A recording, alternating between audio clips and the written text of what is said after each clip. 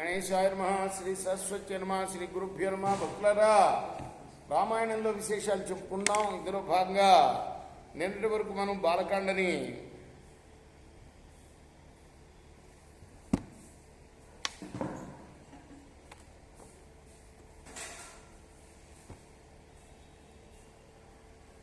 నూట 2 భాగాలుగా చెప్పుకున్నాం. ఈ రోజున 103వ భాగం చెప్పుకుందాం. చెప్పుకుంటే ముందు వాల్మీకి మహర్షిని ప్రార్థన చేసుకుందాం.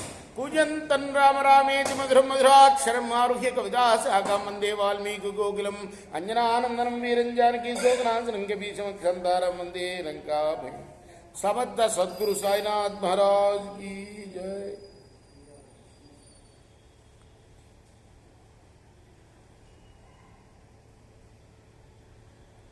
వశిష్ఠుడికి దోషులు వగ్గి జనకుడు అన్నాడు,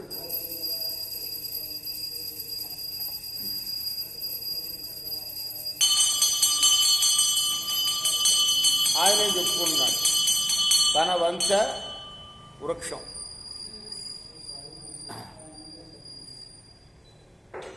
మునిశ్రేష్ఠుడ, కన్యాదాన సందర్భంలో ఉత్తమ కులంలో పుట్టిన వాళ్ళు తన కులాన్ని గురించి పూర్తిగా తెలపాలి. కాబట్టి విను. ముల్లోకంలో ప్రసిద్ధికి ఎక్కినవాడు మహాధర్మాత్ముడు. నిన్న ఎవరు వాళ్ళ వంశక్రమం చెప్పుకున్నాం, రాముడి వంశక్రమం కదా. ఇప్పుడు జనకుడు స్వయంగా చెప్తున్నాడు. అక్కడేమో ఆయన పురోహితుడు చెప్పాడు కదా, ఇక్కడ జనకుడే స్వయంగా చెప్తున్నాడు. నిమి అనే రాజు ఉండేవాడు. ఆయన కుమారుడి పేరు మిథి. నిమి కుమారుడి పేరు మిథి. అదిగో ఆ మిథి రాజు నిర్మించిందే మిథిలా నగరం. ఈ నగరాన్ని పరిపాలించే వాళ్ళందరినీ కూడా జనకుడు అనే పేరుతో పిలుస్తారు. వేరే పేరు ఒకటి ఉన్నా జనకుడు జనకుడు అంటారు. అతనే మొదటి జనకుడు. ఈ జనకుడు కుమారుడు పేరు ఉదావసు. ఉదావసు కుమారుడు పేరు నందివర్ధనుడు. నందివర్ధనుడు కుమారుడు పేరు సుకేతువు. సుకేతువు కుమారుడు పేరు దేవరాతుడు. దేవరాతుడు కుమారుడు పేరు బృహద్రథుడు. బృహద్రథుడు కుమారుడు పేరు సుధృతి. సుధృతి కుమారుడు పేరు దృష్టకేతు. దృష్టకేతువు కుమారుడు పేరు హర్యేష్ఠుడు. హర్యేష్ఠుడు కుమారుడి పేరు మరువు. మరువు కుమారుడు పేరు ప్రతింధకుడు. ప్రతింధకుడు కుమారుడు పేరు కీర్తిరథుడు. కీర్తిరథుడు కుమారుడు పేరు దేవమీఢుడు. అతని పుత్రుడు విభుదుడు. విభుదుడు కుమారుడు మహీధ్రకుడు. మహీధ్రకుడు కుమారుడు మహారోముడు. మనం మామూలుగా ఈ మహారోముడి దగ్గర నుంచే చెప్తాం. ఎందుకంటే మనం 3 తరాలే చెప్పడం అలవాటు కదా. అదేదో రామాయణం కాలం కాబట్టి ఇన్ని రాజుల పేరు ఆది పురుషుల దగ్గర వంశంలో మొట్టమొదటి వారి దగ్గర నుంచి చెప్పారు. మనం ఏం చెప్తాం? తండ్రి, తాత, ముత్తాత కదా. ఇక్కడ ఈ మహారోముడు కొడుకు పేరు స్వర్ణరోముడు. స్వర్ణరోముడు కొడుకు పేరు హస్వరోముడు. హస్వరోముడు కొడుకు పేరు హస్వరోముడికి 2 కుమారులు. వాళ్లే వీళ్ళిద్దరూ. ఎవరు? నేను, నా తమ్ముడు అని జనకుడు చెప్తున్నాడు. అదే అన్నమాట. మా తండ్రి జ్యేష్ఠుడినైన నన్ను రాజ్యాభిషిక్తుని చేసి నా తమ్ముడి భార్యను నా పైన పెట్టాడు. నా తండ్రి స్వర్గస్థుడైన తర్వాత నేను నా తమ్ముడిని చాలా ప్రేమగా చూసుకుంటూ రాజ్యభారం వహించాను. కొంతకాలం తర్వాత సాంకాశ్య నగరం నుండి పరాక్రమవంతుడైన సుధన్వ అనే రాజు వచ్చి మిథిలను ముట్టడించాడు.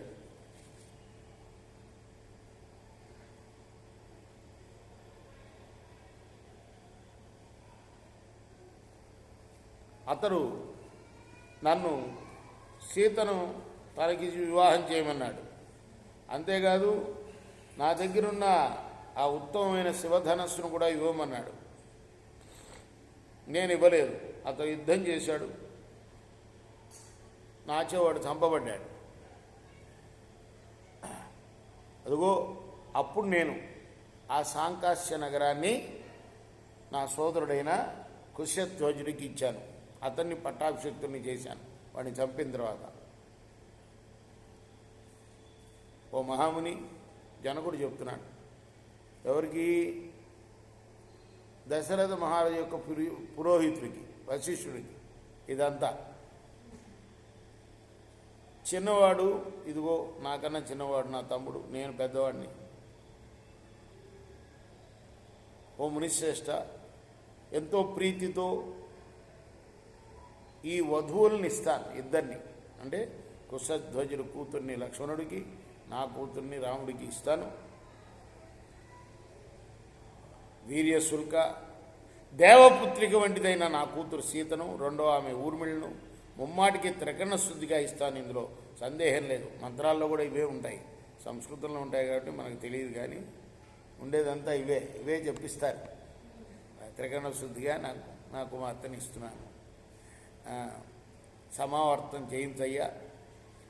అలానే వివాహ సంబంధమైన నాంది శ్రాద్ధము, ఆ తర్వాత వివాహం చేయి, నీకు మంగళంగాక అని ఎవరికి చెప్తున్నారు? పెళ్లి కొడుకు కుమారుడికి. అర్థమైందా? పెళ్లి కొడుకు